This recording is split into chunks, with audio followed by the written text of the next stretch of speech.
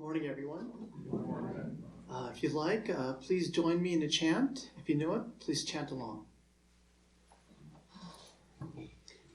Om Asato Ma Satgamaya Tamaso Ma Jyotirgamaya Mrityor Ma Amritam Gamaya Avir Maete Rudrayate Dakshinam Mukham Tenamam Pahi Nityam Tenamam Pahi Nityam Om Shanti Shanti Shanti. Lead us from the unreal to the real. Lead us from darkness to light. Lead us from death to immortality. O Lord, guide us through and through, and ever protect us with thy loving presence. Om, peace, peace, peace.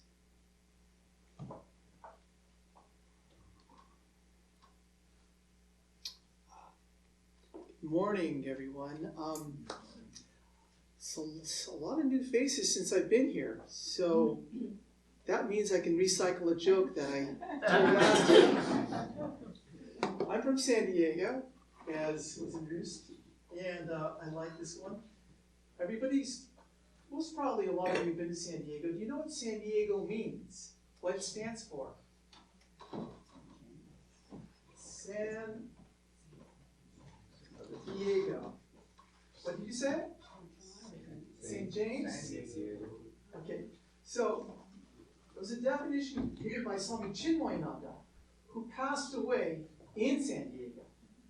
What he said San Diego means is where the ego dies and you become a saint.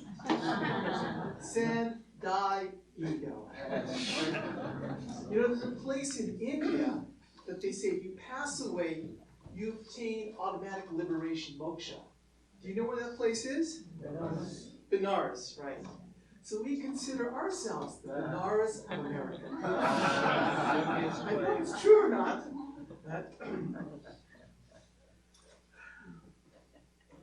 So today's topic, as was introduced, was discovering ourselves. Discovering yourself. I'm going to modify that topic.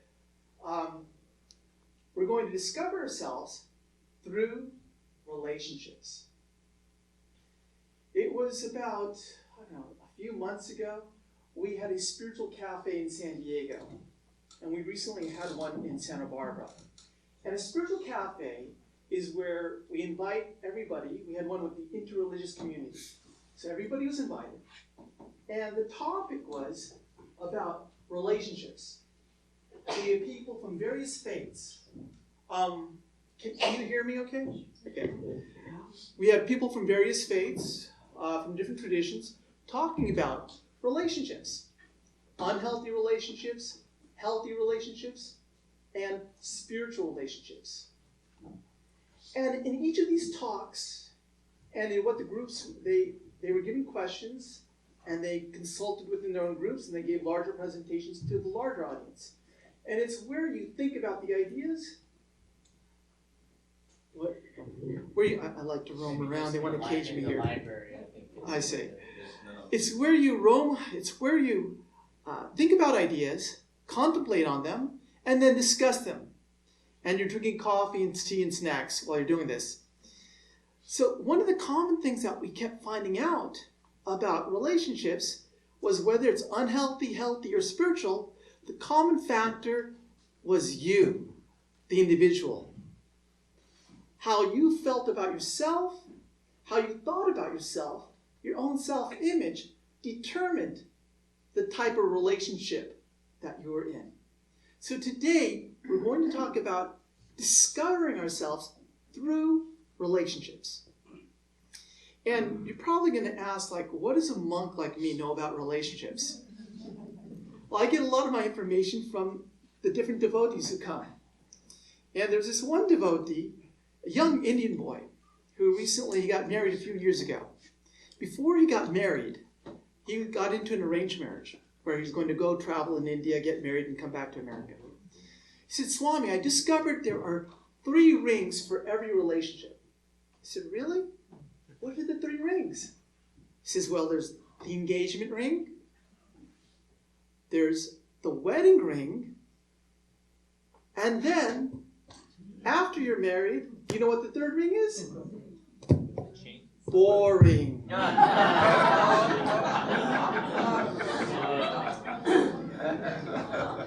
And then, that's great. And then a few years later, he came back. He goes, Swami, I discovered there's a 4th ring in every relationship. I said, what's that? He said, suffering.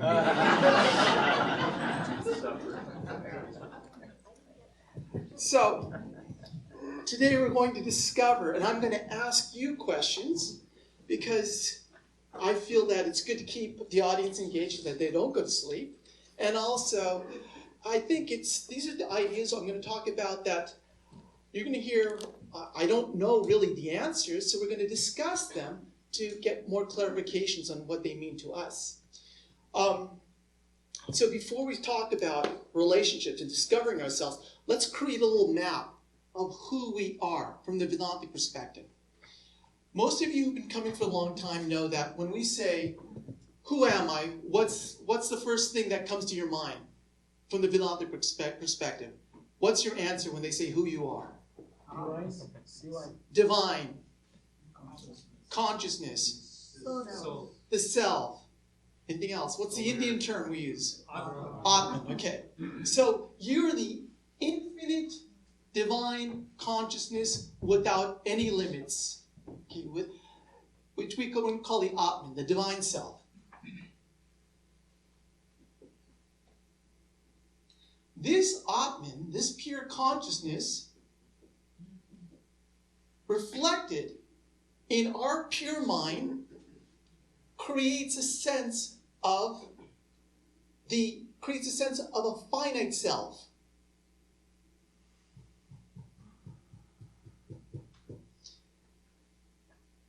It's the sense of self that we experience within us, the presence of God that we experience in our pure heart, in our pure mind. Sometimes it's called the spiritual heart.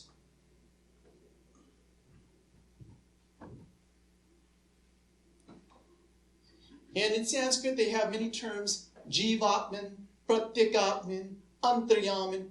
It's the inner dweller, the experience of God. If we can get back to our pure divine self, where do we experience it? Within our body-mind complex. It's experienced in the center, the core of our being, as the spiritual heart. Okay. Now, think of that heart, a definition in the Upanishads, when they talked about this, in the Katha Upanishads, the spiritual heart is the Purusha. The Purusha means consciousness, the size of a thumb, like a flame without smoke. The Lord of the past and the future. He is the same today and tomorrow. This verily is that.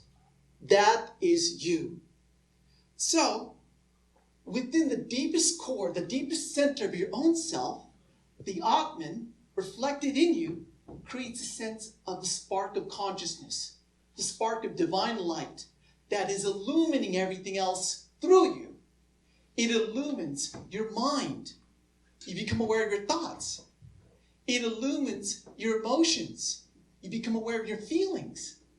It illumines your pranas. You become aware of your vitality. It illumines your body.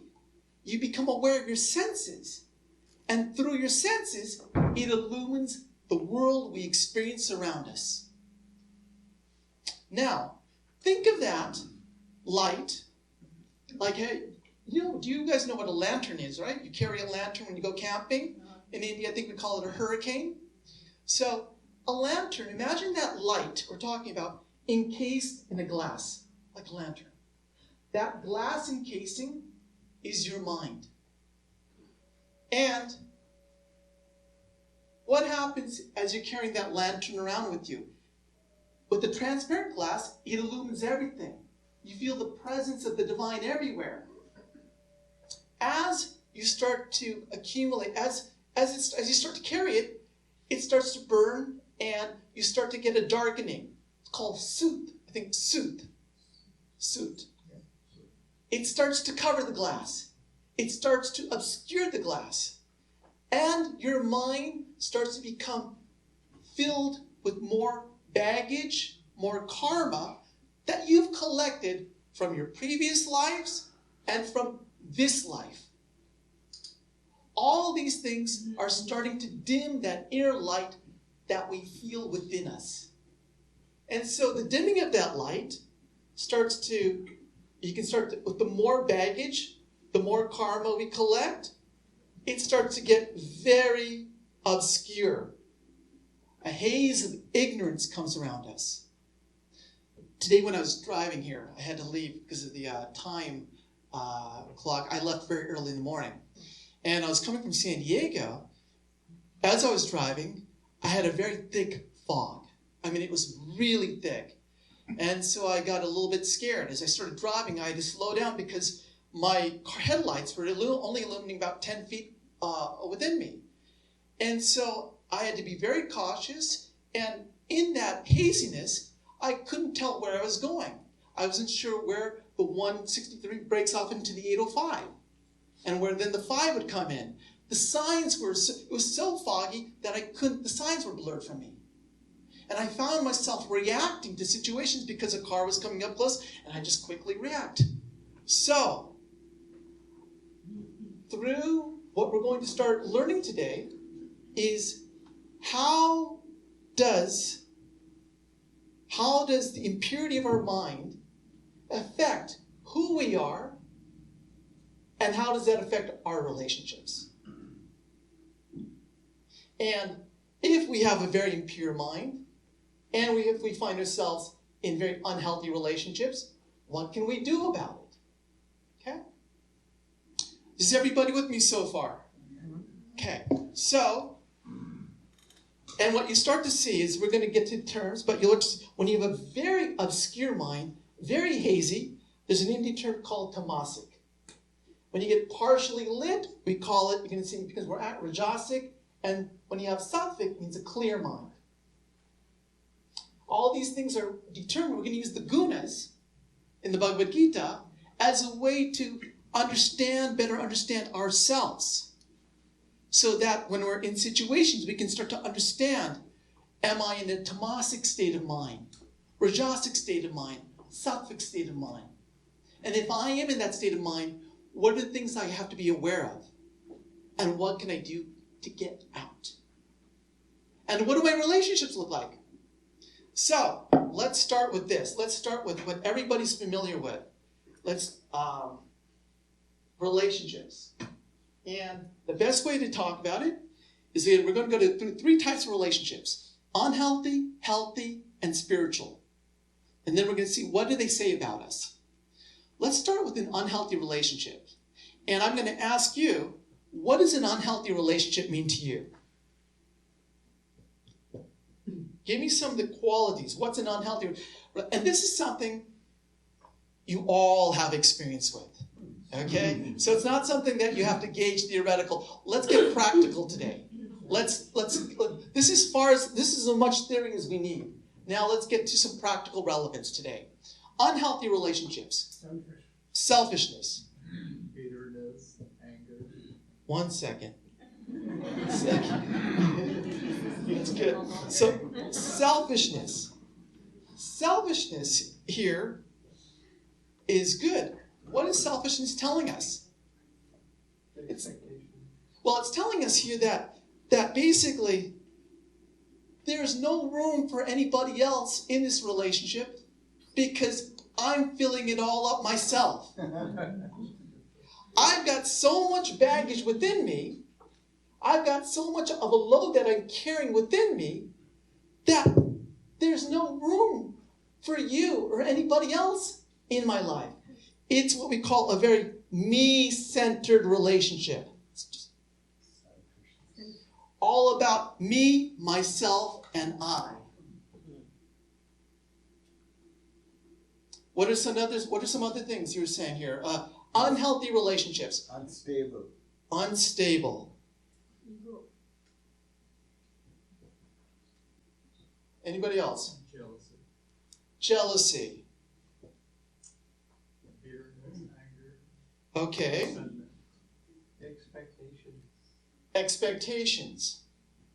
Controlling. Not telling the truth. Controlling. So dishonest. Okay. What else? No respect. No respect. Ego.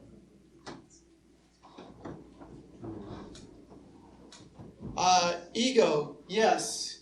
Ego, because it's very me-centered. So yes, it is. If we call ego being me-centered, yes. Anything else? Desire of fulfillment. Desire. So desire fulfillment. You have so strong. Fulfillment. Okay. Anything else? Anything else comes to mind? Disharmonic. You can just say disharmonic. It's not. You're completely unstable and you're in disharmony. Okay. Yelling, shouting, lecturing. Right. Okay. Very good. But one thing then, what I've discovered, codependent. No, actually, codependent, or do you say dependent? In a unhealthy relationship, what I find is that there's a sense of dependency. Not only overly dependent, not even codependent. Why? Why dependency? Because my security, in the Kenya Upanishads, it says, by whose light does all of this shine? By whose light does all of this shine? Does it shine by the light of my mind?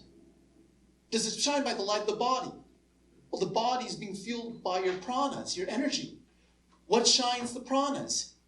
Your mind. What shines your mind? Your divine core, your Atman. So by whose light is all of this shining? Your divine self, your Atman. In a dependent relationship, in an unhealthy relationship, by whose light do you shine? By whose joy do you get joy? No. In a dependent relationship, your light shines based on the other person. They shine, you shine. Why? Because you define yourself based on that other person's self-worth. Your self-worth is dependent on them. There was a student, in high school, there was a kid in my class who always, his father was very rich and very famous. He always used to define himself as I am the son of so-and-so. And he used to feel so proud of himself.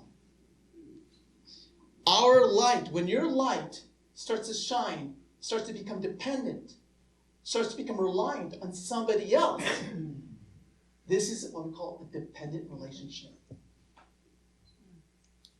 And as a result, not only is it dependent, but then your security comes from them.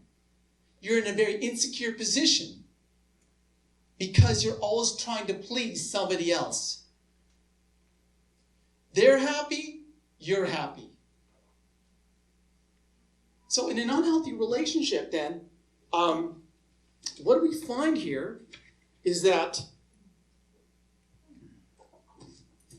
your identity is one whose I call a victim. What's called a victim consciousness. Someone who, in this sense, so much obscurity of the divine light that you're unawakened. There's very little light shining through. Very little awareness shining through. Another thing you start to see is this is awareness. So, how do I find someone in this state? who's in a tamasic state of mind, okay, I call them the victim consciousness. What do we think of when I ask you, what does tamas mean? What does tamas mean? It's an energy. It's a state of mind. When I ask you, tamas, what comes to your mind? Darkness. Darkness. Ignorant. Darkness. Ignorance. Negative. What's that? Negative. Negative. Okay. So your vision is so obscured. You see things, whatever's right, you see them in the wrong way. Inertia. Laziness. So if you look in the Sanskrit dictionary, what comes to mind is inertia. Non-movement. Okay? When your identity is a victim consciousness, you tend to be, you don't want to move. You're inactive. And the effects of tamas is dullness, lethargy, resistance to change. And the identity, as I said, is the person feels they are a victim. So what do they end up saying? They're centered very much on themselves. The centering is poor, pathetic me. Why is all of this happening to me? They tend to be more in the passive mode. And the finger never points inward, but it's always pointing outward. They're constantly blaming others, blaming circumstances, blaming events. They never take responsibility for themselves. They have no self-discipline. And you're in a tamasic state, you feel paralyzed. No matter how much you talk to a person like this, or when we're in this state of mind, we don't move. And you can tell them, reason with them, they're not going to budge. So, how does someone who lives in tamas, how do they cope with things? When things happen, how do they cope with things? What do? They self-pity. They self-pity. Yes. What else? Angry. They get angry, okay. But Blame others. right, so they blame others, yes, and they feel very depressed. So someone who's in a tamasic state of mind is, what happens is they get into a cycle where they feel the feelings of, let's say, loneliness, depression. What do? Well, they take action. And that action is something that's going to numb that feeling. They don't want to feel the pain, the loneliness, the anxiety. So they're going to take some action which is going to numb that feeling. What are some actions that you can do that will help you numb the feeling of pain, suffering, of the anxiety, of the guilt that we feel? All right, drugs, yes. Blame others. Huh? Blaming others. Blaming others, yes. Watch TV. Food, yes. Food is something that all of us can relate to. It's called comfort food. Why? Because when you do it, when you take it, what happens is we feel sleepy. We feel drowsy. We feel dullness. It puts us back in this tamasic state so we don't have to deal with things. And when you do that, take that action, it leaves what is called a samskara, an impression that if I take this drug or if I take this food, it dulls the sensitivity, it dulls the pain that I'm feeling. So what happens? A samskara is an impression. What happens is when, again, that pain gets triggered in whatever circumstance or whatever person or whatever thing triggers that feeling, again, when that desire comes up to numb that pain, whether it's food, and then you take action again. And what happens is you take action, leaves an impression, the impression rises up into your memory, and whenever something triggers it, you take action again. and you get into this loop. And tamasic people, what happens is one of the things they love to do is they love to, we talk about blame others, and they love to stay in this tamasic state. So they're not focusing on how to move out because tamas is inertia. They're constantly dwelling not on the solutions, but always on the problems. They're not thinking, they're dwelling.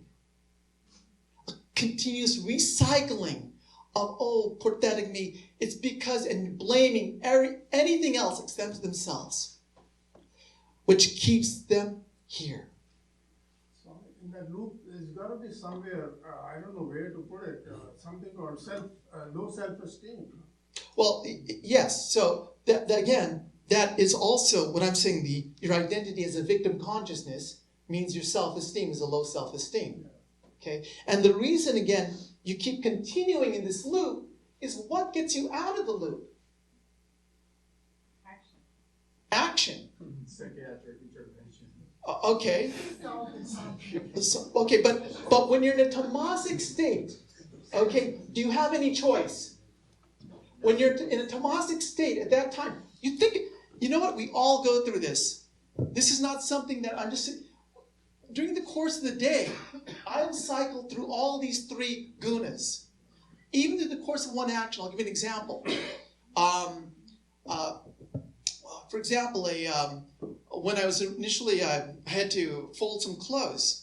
The washing machine, there's a bunch of clothes that I had to fold, and for our swamis, for one of our swamis, and it was going to take like an hour and a half. It's a lot of stuff to do, and as I did this, I was doing it with a very clear mind, intentionally doing folding everything nicely.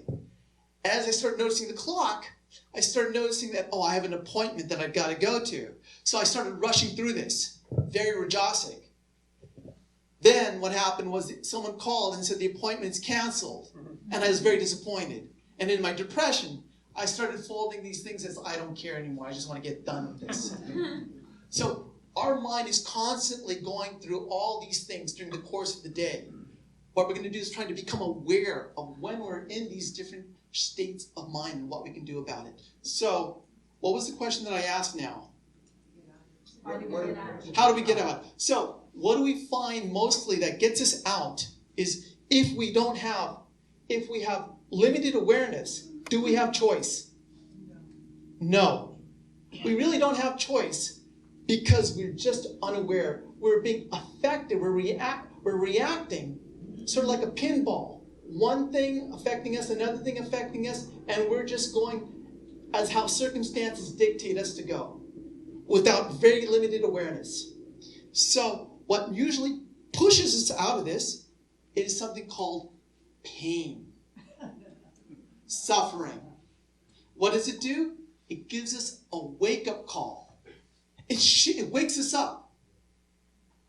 That is what usually takes us from tamas.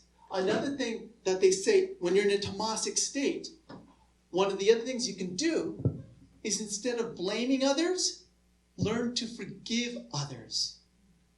By forgiving others, you're cleansing yourself from the toxicity, the poison of blame that's running within you, that's keeping you in this tamasic inertia state. Learn to forgive. The third thing that they say you should do is we have to shift into action mode. What's the best way to get out of the me-centeredness? Is do something for somebody else. Start to do a little bit of unselfishness. To get you from always about me, to somebody else. So this is an unhealthy relationship with the sense of what it means, the identity. Now let's talk about healthy relationships. What do you think? What's the characteristics of a healthy relationship?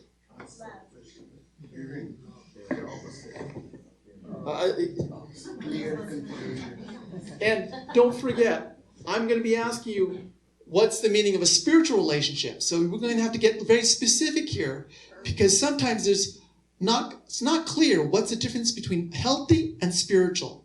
So healthy relationship, again, go ahead, give me something. Equal. Equal. Giving. Okay, so there's a mutual exchange here, basically. That's right. An even, fair exchange. Okay, Most people think it's fair. all right, good. Supporting, compassion, supporting. Okay, supporting. Honesty. Respect. Adjustment. Respect. Okay, we're starting to gain a sense of independence. Sacrifice. But actually, I wouldn't even say independence. Again, I would go back to what you were saying. What did you say? Codependent. In a healthy, because what is the goal of a healthy relationship? The goal of a healthy relationship is to live in harmony with one another and to get along with one another. This is the goal of a healthy relationship. So, codependent. Clarity. Clarity. Trust. Okay. And we said, and so trust. Loving, caring, Commitment. gentle and kind. Commitment, yes. There's in the last place, Santa Barbara, they said there's the 3 C's. Commitment, compromise, and Compassion. what's that? Compassion. That sounds good to me. Okay. Communication, commitment, compromise. Communication, commitment, compromise. And here it says, in a healthy relationship, there's better self-knowledge now. You're not as obscure. There's a little bit more self-knowledge. So within that self-knowledge, you also are, you're aware. What are the needs in this relationship? What are your expectations in this relationship? What are your boundaries in this relationship? Also, there's a balance between individual time and community time, between individual space and shared space, between individual goals and shared goals. So, what do we see now is the identity of someone who's in a healthy relationship.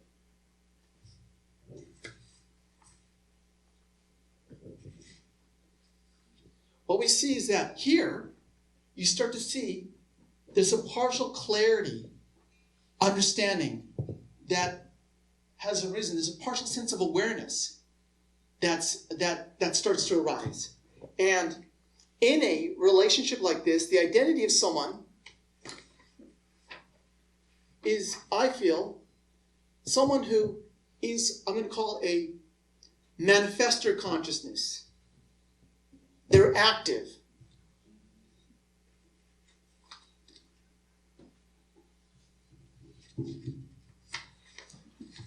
There's a sense of looking within and building inner resources within you. You're getting a sense here of creating an ego, a healthy ego within you. In spiritual life, sometimes we talk about getting rid of the ego. I don't think that's correct. I think it's about maturing the ego.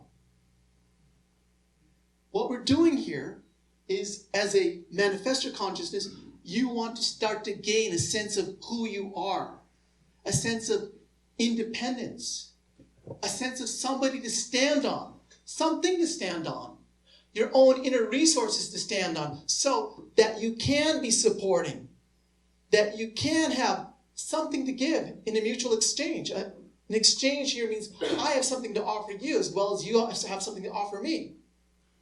But in that sense, I'm discovering who and what I am, and that there is something for me to hold on to. So you start looking within yourself. And instead of thinking that life here is being done to me in in the Tamasic way of looking at life, you start to say, life is being done to me. You start to say, life is being done by me. I can do it. I can manifest this. Vivekananda was always saying that the fisherman would be a better fisherman if he thinks that he is the Atman. Why? It's that then, when you think that you're the Atman, you have the sense that infinite possibilities exist within you, and that you can do anything. There is no limitation to what you can't do. So bring that sense of infinitude into whatever you're doing. No limitations. Don't create any barriers. You can do it. Just how do you manifest it? So, what you start to see then is there's this sense of active mode that occurs. And instead of the finger pointing towards somebody else to blame, you start to point to you, say, I can take responsibility for this. How do you cope with problems? Well, we said when problems come up, this person just gets himself into deeper and deeper troubles. A Rajasic person, a person who has a manifestor consciousness identity, copes with problems by working through them. You're working harder. You may have a goal orientation. Maybe it's for name, for fame, but you're starting to build yourself. When a situation comes up, a Tamasic person, again, reacts. They react because they have very little awareness. A person in a manifestor consciousness identity starts to respond. What's the difference between responding and reacting? There's no anger response. You know there is. Okay, but again, Positive response is positive and reaction could be negative. well, More awareness. okay. So you say reactions can be more instinctual, but the idea here is when you respond, you're doing it with awareness. A reaction has no awareness. A trigger explodes within you. Someone cuts me off. I honk because I'm pissed off. It's automatic. It's instinctual. There's no thinking. A response is the person cuts me off. I choose whether to honk my horn or not, but it's in my control. I'm starting to gain awareness over the situation.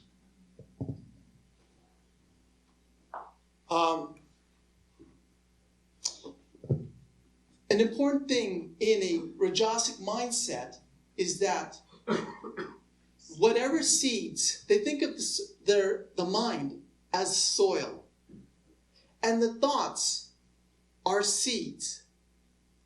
And your attention is like the water that you pour into your mind. So what starts to happen is that you want to put positive thoughts, positive reinforcements, because you're in this manifestor mindset, you're goal oriented. So what you want to do, you start to work by visualizing, positive affirmations, planting seeds, and then whatever you pay attention to, that starts to grow, it starts to germinate, and it starts to manifest in the physical level. It also goes to the back of your mind in the unconscious level and gives you the capability that says that I can do it. What we call Shraddha. That faith that's in the unconscious mind. I can do it. And so if I can think it, I can conceive it, and if I truly believe it, I can do it.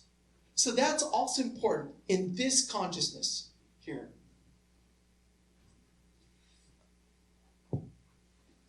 And now, let's go to a spiritual relationship now. What do we think of in a spiritual? And so, before we go to that, questions we can be asking about when you're in a tamasic mindset. Do I participate in compulsive behavior? Do I often ask, why me? Do I give my responsibility to others for my own happiness? In a rajasic mindset, am I constantly moving throughout the day? Am I goal-oriented? What am I living my life for?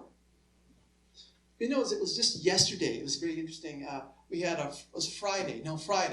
We had an evening arati. Afterwards, one of the devotees came to me, and he said that his best friend had passed away a couple weeks ago, and he was sensing his spirit coming to him, and he wasn't sure. He goes, it was a close friend, and the spirit was very angry. And he asked, why do you think his spirit was very angry? Because he spent his whole life making money, and he became one of the richest people in San Diego. But what happened was he had all this land, all these hotels, all these things that he had accumulated. He died when he was 66 years old.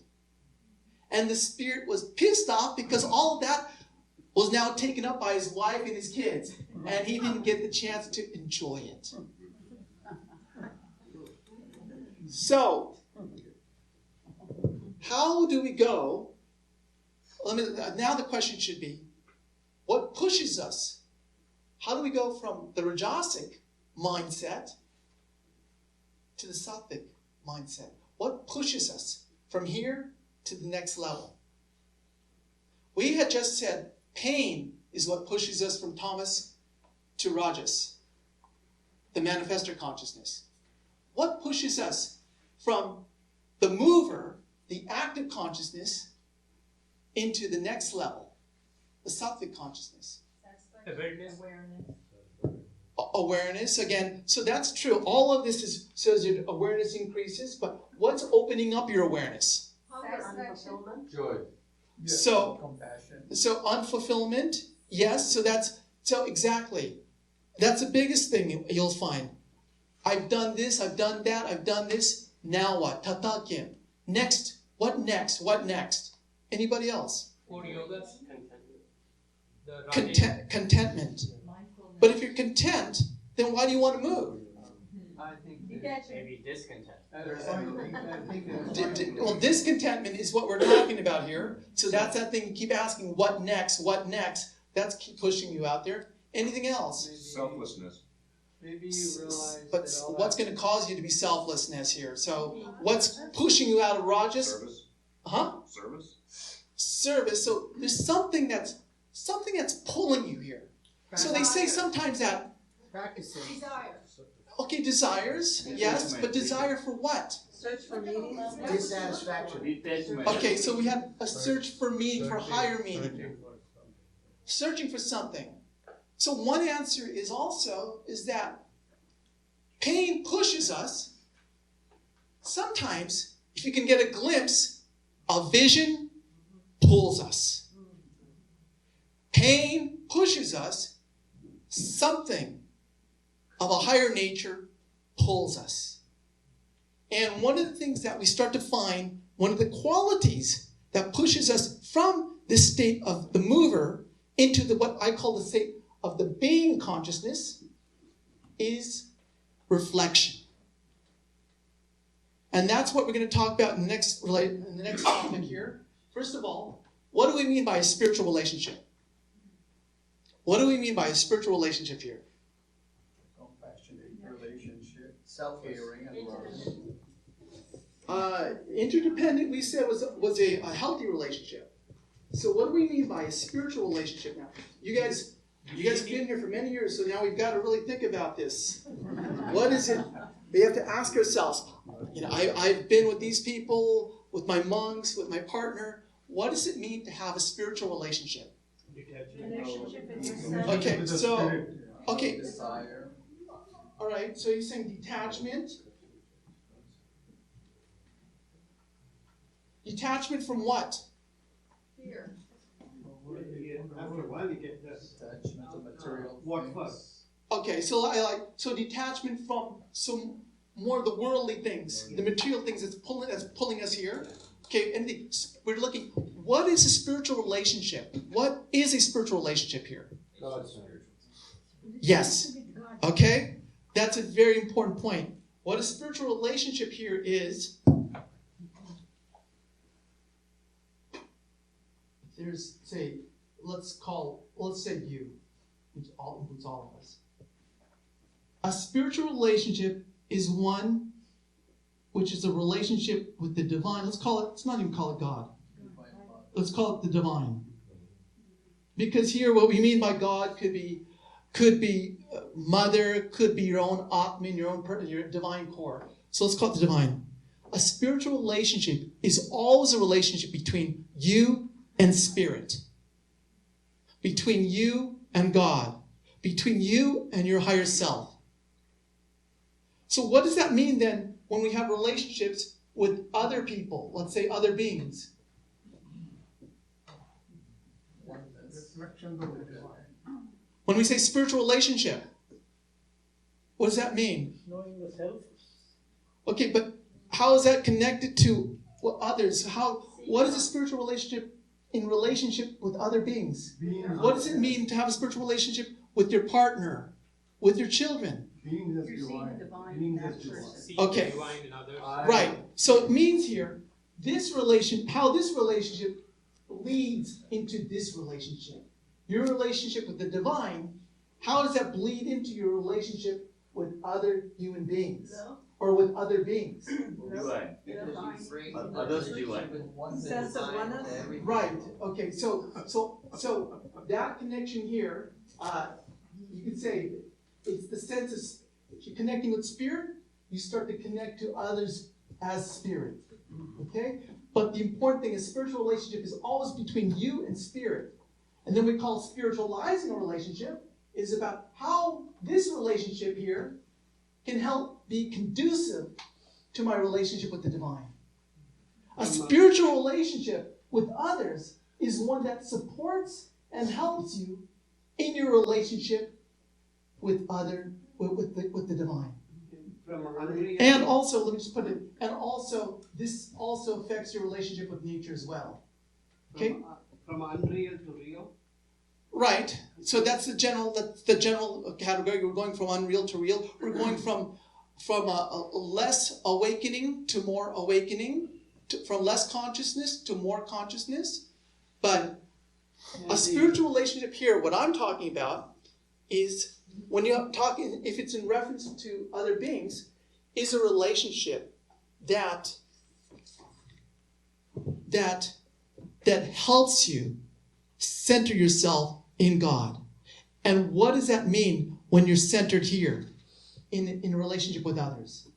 I'll tell you one of the first thing it means to me is that you stop expecting your dependence on love. You stop expecting your needs to be met by the other person. You come into the relationship feeling connected here. And by your connection with your divine self, you feel a sense of fullness. Out of that sense of fullness, can you truly give? Because you're not giving with any expectations, whether it's mutual exchange or just completely about myself. You're just giving from the source of fullness and expressing that joy that you get from here with another person. So a spiritual relationship here is one where there is love, but it's love without expectations, love without attachment, unconditional, unselfish. So all of that again comes. A spiritual relationship again is one where I said, and very importantly, is where an understanding where it makes you allow time in that relationship for your own self-digging to find the divine within you. And for that, you're creating space for this to be a priority. Because the more you get to know yourself, the more divine, the more you can truly see that other person. And the more you can truly love that other person. In the Upanishads, one of the questions was asked to Yajnavalkya, why do you like your wife? He says, I like the wife not because of the wife, but for the sake of the self. The husband loves the wife not for the sake of the wife, but for the sake of the self. The wife loves the husband not for the sake of the husband, but for the sake of the self. It's for the sake of God that I see my partner. I see the presence, the divine presence that I feel within me. I see that same divine presence in that person. And that's what I love. They are only a reflection or expression of my true self. So in a spiritual relationship, what do we find also is that there's this, time's coming here. So what do you think then are the qualities of someone, the identity of someone who has this, what we call, who's in a spiritual relationship? What are the qualities of that I person? think the you starts to dissolve. Okay, great. So exactly. So what happens, you start to, instead of becoming you start to develop a transparent me. Okay? Now, at this point, we're talking about from the obscure to partially light coming to now to the transparent self, transparent ego. Remember the light with the glass now completely transparent. And in that sense, you develop a transparent me. And I say, in this sense, the identity of that person is one that I call the awakened soul. And a sattvic person, the qualities of a sattvic person are one when you define of equilibrium and balance. They also calm, centered, and reflectivity. You become reflective. The identity which I gave was a victim identity in the unhealthy, a manifestor consciousness in the healthy. In this one, you become an instrument, an instrumental consciousness, or a channel consciousness. You become an instrument of the divine. And the qualities in that is, instead of saying life is being done to me as the victim, or life is being done by me as the manifestor consciousness, life is being done through me. I am the instrument in which the divine is working through. And instead of being passive mode, active mode, you get to the mode of being mode, where you become the witness. You start to witness things in a detached state of mind. You don't have anything to prove. You're observing things.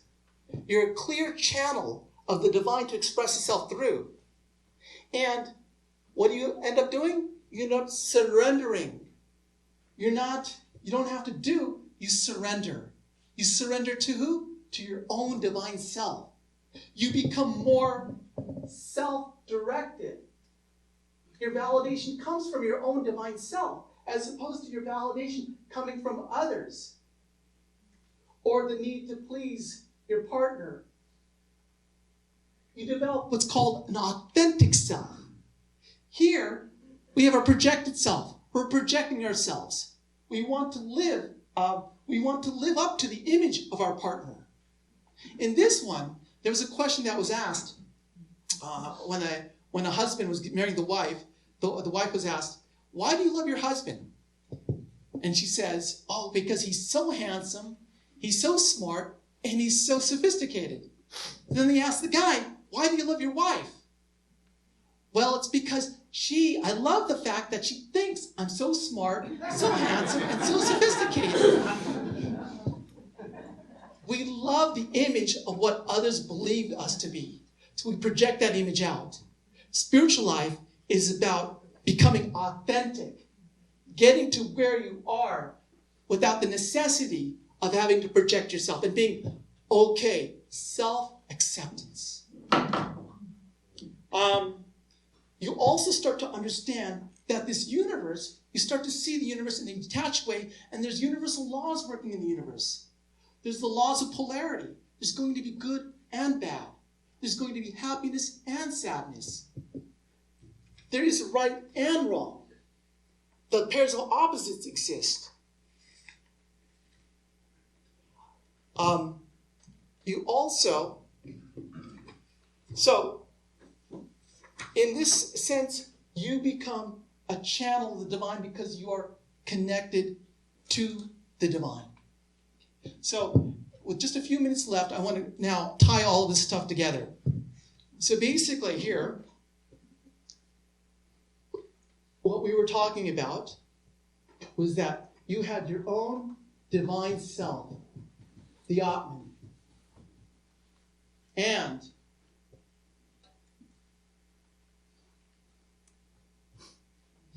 in a Tamasic way, when your mind is very obscured, you felt you're the victim. As you start to become a little bit more luminous, you start to cleanse and purify the mind. You start to feel that you are the manifestor consciousness. You can do it. You start to establish an ego. You start to create a sense of identity. Because before you can give this identity up, you have to create something. You just can't go from Tamasic to something. You have to be somebody before you can let go, before you can transcend that. So, as we start to do this, as we start to cleanse the mind, as we start to cleanse we start to become more aware of the inner light that's within us. And that inner light that has been illuminating our mind, our body, and our world starts to now become a mirror when it becomes transparent. And what happens? It starts to reflect back onto itself. The mirror, instead of focusing out on the world, starts to get pulled into its own divine core. And it's in this experience, as you go more and more towards your divine center, that you start to experience things like samadhi. You start to experience the play of the divine. There's a saying that, depending on your outlook, so you start to merge back into your divine source. Or in the Gospel of Ramakrishna, it talks about in this causal body, you start to develop a love body. And the divine, that pure consciousness, crystallizes itself to a form, and you're playing in the presence of God. There is no past. There is no future. There's only the eternal now. And you're in the presence of that God, feeling great joy and great bliss.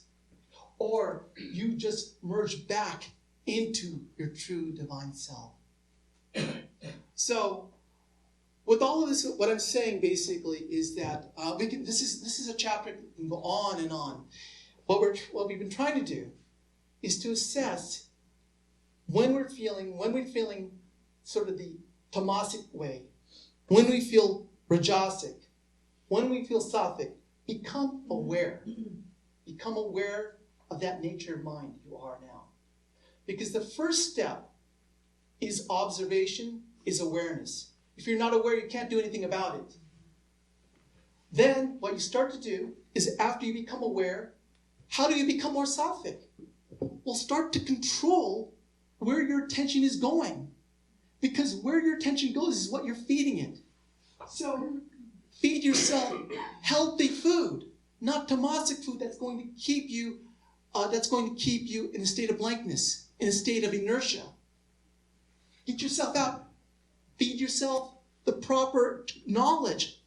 Be in the company of people who are sattvic, who help teach you about yourself, who help you to reflect about yourself, who help you learn about yourself, and connect you further and further to the meaning of why you're here with God. So there's all of these things. First step is becoming aware. And then with awareness, we can have choice. And with choice, start to do something about it. The music you listen to, the internet you're looking at, all of these things are feeding into us. And the more it feeds in, the more we're getting clouded.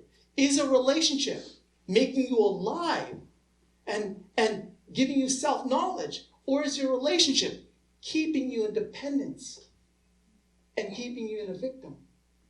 So we should ask these questions again and again, and until we and do something about it, so we can gain clarity and become and have our divine self revealed. Thank you very much. Om Sahana Bhavatu Sahano Bhunaktu Saha Viryam Karavavahai Tejasvi Navaditamastu Mavid Pishavahai. Om Shanti Shanti Shanti. Peace, peace. Peace be unto us and all beings everywhere.